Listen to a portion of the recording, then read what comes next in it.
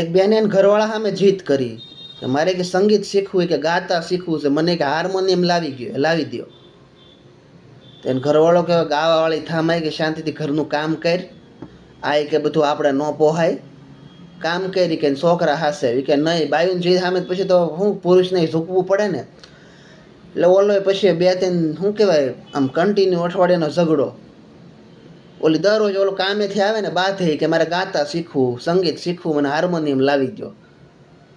આમ તો કે તમે લગ્ન કરી ત્યારે એવું કહેતા તું કે કરીશ ને આવું કરીશ ને તને હથેળીમાં રાખીશ ને તને આંખના પલકારા ઉપર બેહાડીશ ને કે આપણે આંખના પલકારા ઉપર નથી બેહવું કે ખાલી હાર્મોનિયમ લાવી દો. ઓલો કે આંખના પલકારા ઉપર તને કે બેહાડીએ ન હકાય, આમે તારો વજન કે જોયો કે 110 કિલોનો છે કે મરી જવું.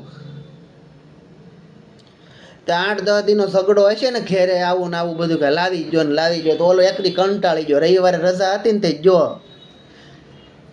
ગાડી પાછળ બેહાડીને હાલો કે હાર્મોનિયમ લેવા. તો હાર્મોનિયમ વાળાની દુકાને ગયો કે શું ભાવ છે હાર્મોનિયમનો, કે 25,000 ચાલુ થાય તે 1.5 લાખ સુધીના છે. તે ઓલો એને ઘરવાળી સમજતા કે હાર્મોનિયમ લેવા દે કે પાવો લઈ લે. ઓલો કે ઓલી બાઈ કે બસ નહીં કે આ કે આમ આવું કરવું તો એટલે અહીંયા લાવ્યા તમે મને. એ કે પૈસાની ડોલી નથી તમ તારે, અત્યારે તું પાવો લઈ લે અને કે પછી તમ તારે 5,000 વાળી બીજી હાડી લઈ લે ને કોણ ના પાડે.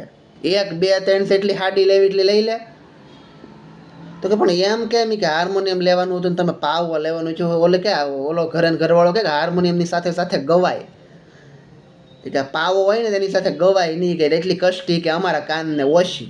ઓલી ભાઈ હામી ડોળા કાઢે હો. એ કે નહીં લઈ ગયો એટલે હાર્મોનિયમ જ લઈ ગયો.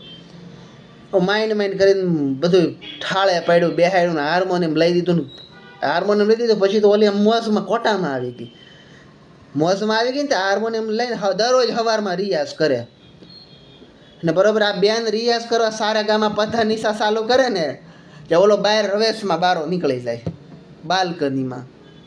એટલે બાએ નોટિસ કર્યું 1-2 વાર ને પછી ભાઈ બેને પૂછ્યું કે હું કે ગાવી તમને નથી ગમતું. ઓર કે ગાંડી કે એવું થોડું ગમે હોય કે તું ગાન મને ન ગમે. તો કે હું જ્યારે કે હાર્મોનિયમ કાઢું રિયાઝ કરું કે સારા ગામાં પા ચાલુ કરું કે તમે કે દરવાજા બહાર નીકળી જાઓ.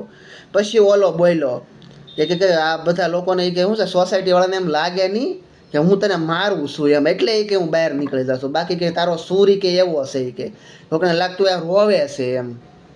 એટલે અમુક આવાય હોય એમ.